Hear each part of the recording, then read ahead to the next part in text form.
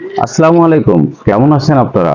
আজকে আপনাদের মাঝে সকলের পরিচিতি একটি ঔষধ নিয়ে আমি কথা বলবো, যার নাম হলো বোস্ট। এই বোস্ট আমরা অনেকেই চিনি এবং খেয়ে থাকি, কিন্তু আসলে এর মূল কাজ বা এর কার্যগুলি আমরা জানি না। বোস্ট একটি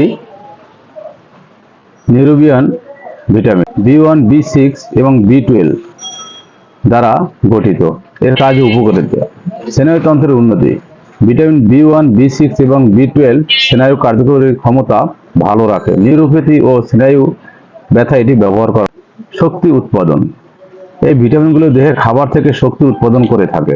রক্ত স্বল্পতা মানে অ্যানিমিয়া প্রতিরোধ। ভিটামিন B12 রক্তে লোহিত কণিকা তৈরিতে সাহায্য করে এবং রক্ত স্বল্পতা দূর করতে সহায়তা করে থাকে। মস্তিষ্কের কার্যকারিতাও উন্নত করে। মেমোরি, শক্তি বৃদ্ধি ও মানসিক অবসাদ কমাতে ভিটামিন বি কমপ্লেক্স সহায়তা করে থাকে। ত্বক, চুল ও নখ ভালো রাখে। ভিটামিন বি গ্রুপ ত্বক ও নখের সুস্বাস্থ্য ভালো রাখতে সহযোগিতা করে। এটি কখন খায় বা কখন ব্যবহার করা হয়?